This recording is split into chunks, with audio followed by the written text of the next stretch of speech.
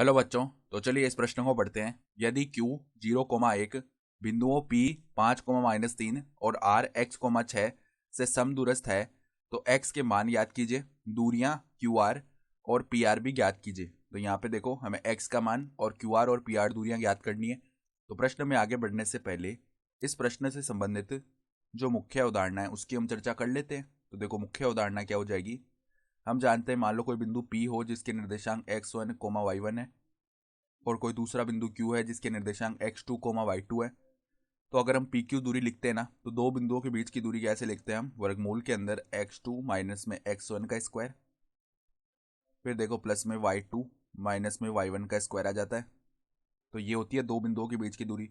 अब हमें क्या बताया हुआ है कि Q बिंदु जो है 0,1 ये P और R से समदूरस्थ है। ठीक है, तो मान लो Q यहाँ पे होगा, कोई बिंदु मान लो यहाँ पे है Q। ठीक है, इसके निर्देशांक कितने दिए हुए हैं, 0,1।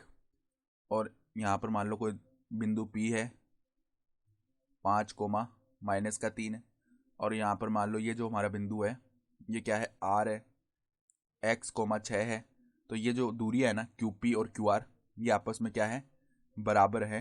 ठीक है, तो QP बराबर में क्या है, QR है। ठीक है, तो QP बराबर में QR। तो देखो QP निकाल लेते हैं पहले यहाँ पर। तो वर्गमूल के अंदर क्या आ जाएगा, x2 माइनस x1 का स्क्वायर यानी 5 माइनस में 0 का स्क्वायर प्लस में y2 माइनस y1 का स्क्वायर यानी -3 माइनस 1 का स्क्वायर बराबर में देखो यहाँ पर QR का सूत्र लगा देंगे तो वर्गमूल के अंदर x माइनस 0 का स्क्वायर प्लस में क्या आएगा 6 माइनस में 1 का स्क्वायर। तो इसका मान देखो ज्ञात करेंगे, दोनों तरफ वर्ग कर लेते हैं। ठीक है, तो वर्गमूल हट जाएगा दोनों तरफ से। फिर देखो यहाँ पे 25 आ गया प्लस में -4 का स्क्वायर 16 आ गया बराबर में देखो यहाँ पे वर्गमूल तो हट गया, एक्स स्क्वायर प्लस में 5 का स्क्वायर कितना हो गया, 25 हो गया। तो 25 से 25 आपस में शून्य हो गया यानी एक्स का जो मान है ना वो क्या आएगा, प्लस माइनस वर्गमूल 16 यानी कि प्लस माइनस का 4 आ जाएगा। ठीक है, तो एक्स के मान तो क्या आ जाएंगे, +4 और -4। तो हमें पहले देखो क्यू आर याद करनी है।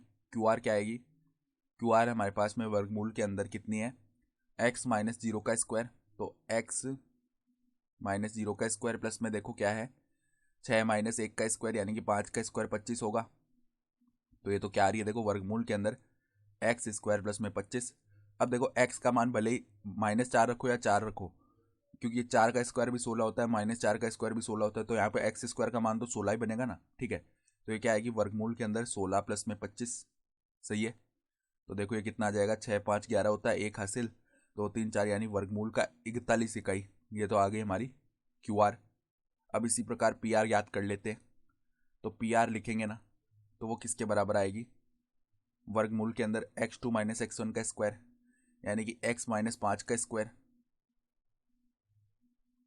प्लस में देखो प्लस में क्या आएगा हमारे पास y2 माइनस y1 का स्क्वायर यानी 6 माइनस में माइनस का 3, तो ये तो 9 हो जाएगा ना, 9 का स्क्वायर।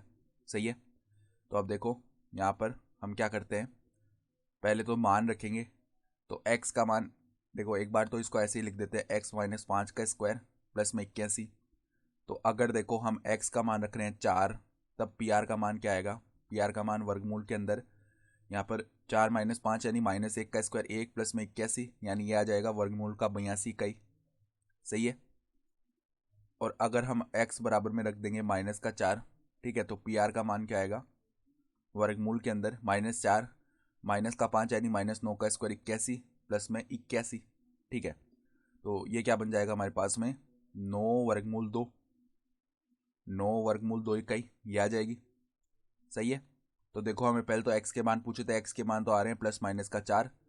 फिर जो क्यू आर दूरी है ना वो आ रही है हमारी वर्गमूल 41 इकाई। सही है, फिर पी आर दूरी के दो मान आ रहे हैं, एक तो वर्गमूल का 82 इकाई और एक 9 वर्गमूल 2 इकाई। ठीक है, तो आशा करता हूँ कि आपको ये प्रश्न समझ में आया होगा। धन्यवाद।